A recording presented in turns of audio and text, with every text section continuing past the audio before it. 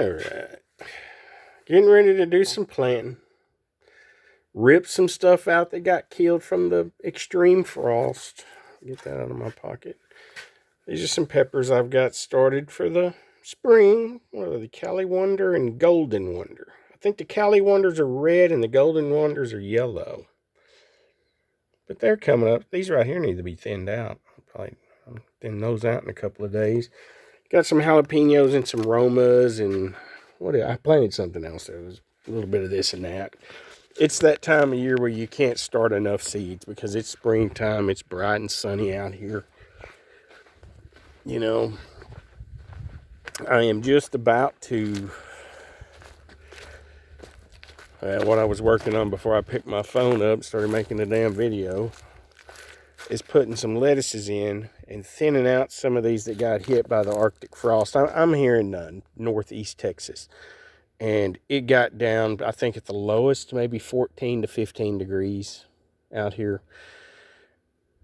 You know, anyway, the curly kale did fine. This all had row covering on it, had fleece on it, and it actually had my net on it and fleece on it.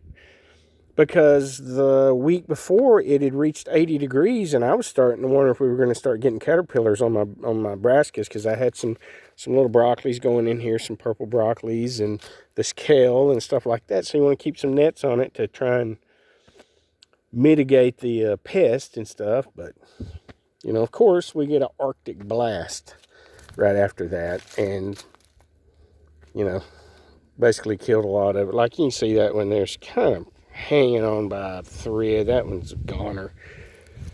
A lot of these are they've just had it. These aren't looking too bad. Maybe they'll bounce back. Some radishes here that were just kind of scattered, and there's a red lettuce looking okay. But see, I got a couple of dozen lettuces here, some romaines, and just a blend there that I'm gonna go through these. You can see where some are missing. That's where I've already pulled a few. You can see why even like this one was put in right before the Arctic blast. And it's so tiny, I might leave it alone, just let it do its thing. Just, you know, leave it alone. There's another one there. You see that little one right there? That one was put in because we'd had a blast before. In January, about 2.5 weeks earlier. This lettuce in here, its ass has been through the ringer this winter, you know. It's a shame. It's a nice looking butter crunch. But, you know, I don't know. What's left of it, I don't even know if it's even going to be worth fooling with. Some of the plants look just fine. That one there looks just fine. Looks like it could use a little water. But I'm holding off on my watering today because I'm fixing to start plopping in some of those over there. Some radishes mixed in with a little lettuce. These were purple broccoli. The one in the middle looks like it's dragging ass. The four on the outside might make it. There's a wild spinach that just kind of come up. I left it alone. That thing was tiny before I put the covering on it before this last frost. And I pulled it off and I was like, man, I could not believe how big that spinach had gotten in like a week. Right at about 5 to 7 days, it went from that big around to what you see right there. It's crazy. Lettuce grows in weird spurts. That's leeks. There's a bunch of lettuce over there. Spinach grows in weird spurts. It'll set and almost go into like a hibernation mode, and then it's like when the time is right, it will, like overnight, you can just start noticing it's like it's out of control. These are a bunch of butter crunches here. Half of these will probably come out. That arugula already bolted. It got so warm a couple of weeks ago before the cold blast that it made my arugula bolt. And then that arugula bolted and then went through 15-degree shit. It's insane, you know. These are little radishes that I popped in, and they were coming up before this cold hit, and they're kind of hanging in there. They look like they need some water. Everything needs water. I mean, it's amazing how dry and just warm it is today. The humidity feels like it's 0 out here. It's peas. That is what? Kohlrabi. Turnips. All this stuff was covered to keep it alive, so it's been beat to shit too. You know, you can tell by the looks of it. Like, that's a broccoli. You can see where the leaves got hit. It might pull through. However, the turnips don't look too bad. They don't look too bad. Now, there's a couple of them over there that are kind of beat up. You know, it's like you can see the tips of that right there. That's Swiss chard. The tips of that Swiss chard got kind of bit. But it made it. So, you know, I'm surprised any of this stuff survived, to be honest with you. That right there is some bok choy. A couple of bok choys. I got some more in the greenhouse, but these are all broccolis. I mean, cabbages. There's some kale that's been in there since the fall. And we're coming into spring now. We're nearly to March. This cabbage all needs water, and I just put that in there a couple days ago. Brussels sprouts. Never grown Brussels sprouts before, and I think I'm going to get some anyway. These aren't huge plants, but I am going to get some Brussels sprouts. There's no doubt about it. They're tough. They're tough as shit when it comes to cold, man. These were covered with some fleece, but you can see it kicked this broccolini's ass. But you look at this... these Brussels sprouts, and they just kind of cruised right through it like it wasn't shit. Carrots that have been picked through, they're about 3/4 of the way picked out of there. Got a few lingering there. There's a few carrots lingering in some buckets around here. The cold was even tough on the carrots. You know, these carrots right here, you can see it. They probably need to be picked. I might pick some of them and take them to my mom, along with the cabbage. There's one of them dinosaur kales. I had some of that planted in that other bed over there I showed you, and it got its ass kicked. A couple of broccolis there on the end. This was some arugula that had bolted. It's been pulled. There's one of those dinosaur kales. An Italian kale. That's what they call it. Its nickname's kind of like dinosaur kale.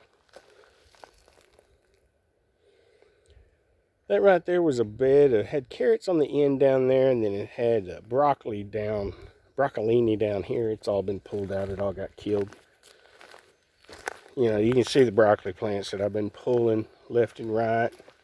The Savoy cabbage is hanging in there. It made it through. I had it covered. It made it through. My celery got its ass kicked. I just cut it off. Some onions. Trying to hang in. There's a little container of onions. There was a classroom at the school my wife works at, did a little classroom garden, and they were kind of done with it. You know, they were taking it down the hallway to throw it in the dumpster, and my wife picked through it and grabbed me some stuff to throw in the garden. I'll throw them onions in something. I'm not sure if they're onions or chives or what, but I'm just going to plant them and see what they do.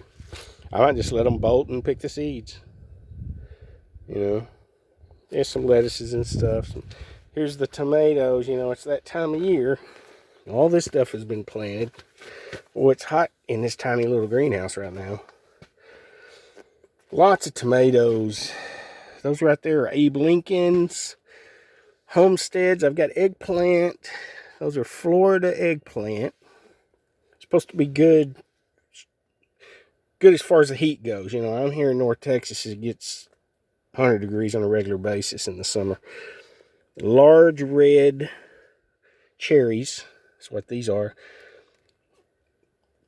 Those are...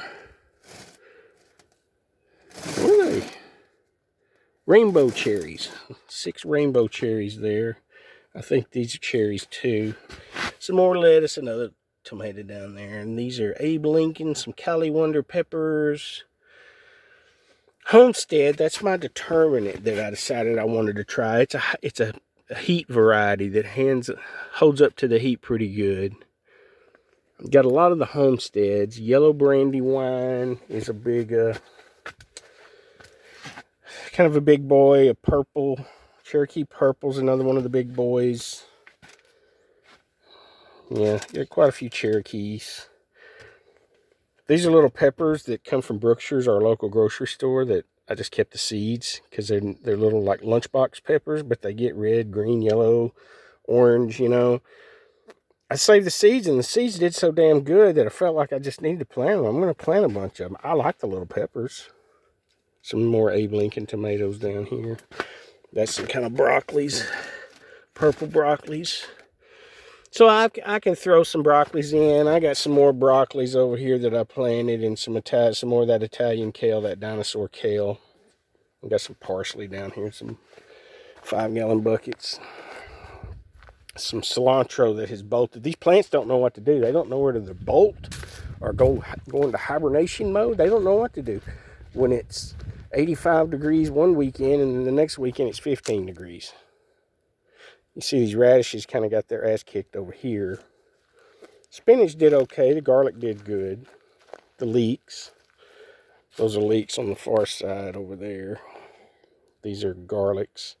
A row of spinach. 3 rows of spinach here.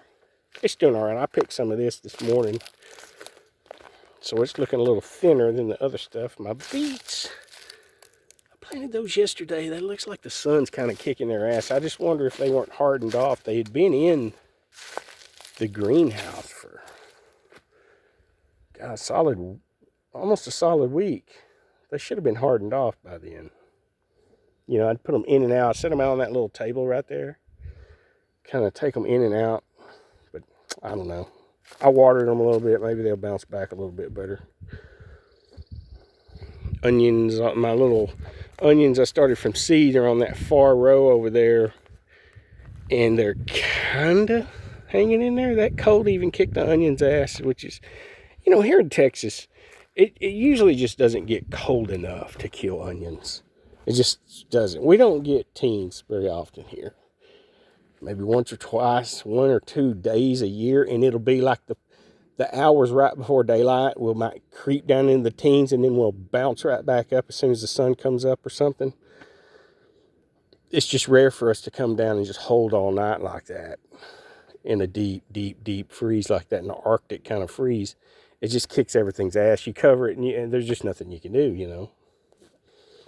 But my tomatoes, I might have mentioned I've got determinants and indeterminates, and there's some more lettuce over there that had its ass kicked, but had determinants and indeterminates.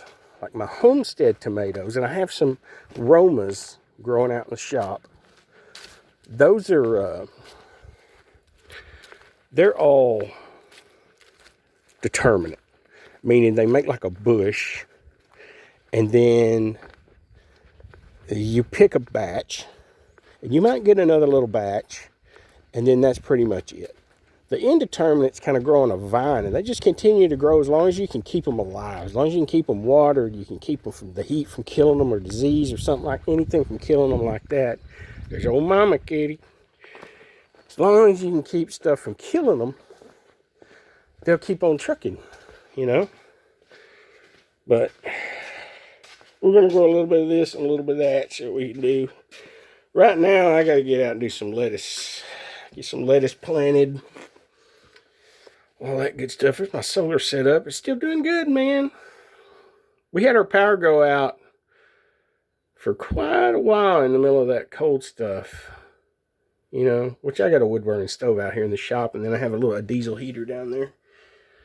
Comes in handy. I got that diesel heater mainly just to keep my batteries warm if we ever get deep down in a deep freeze like that. So it comes in handy for that, and it kind of takes the chill off if I sit right here in my spot by my shop. You know, I'm 3.5 foot from a cold beer. I'm right here, and I got my heater right there. So I mean, this is the spot, unless you go around the corner right there and you sit by the wood burning stove. You know. And of course, I got the stereo right here, you know. Got my little speaker here to listen to my Bluetooth off of my phone to listen to some last podcast on the left or something like that. So, anyway. Got a spare fridge over here from my sister. Free spare fridge to hopefully get enough stuff going for the farmer's market this spring. And try and get a little money back on some of these, you know, been buying fertilizer and fence posts to prop stuff up, you know, to been kind of using what I could around here, because you can use a lot of scraps and just pieces of this and pieces of that to kind of make trellises out of and do this. And I've got a lot of woods out here, so we can cut trees, and you can always make a post or something for something to grow up or whatever. You can get by without having to buy too much, but you do got to buy some fertilizer and some seeds. And, I've been making compost, and I get compost from the municipal compost.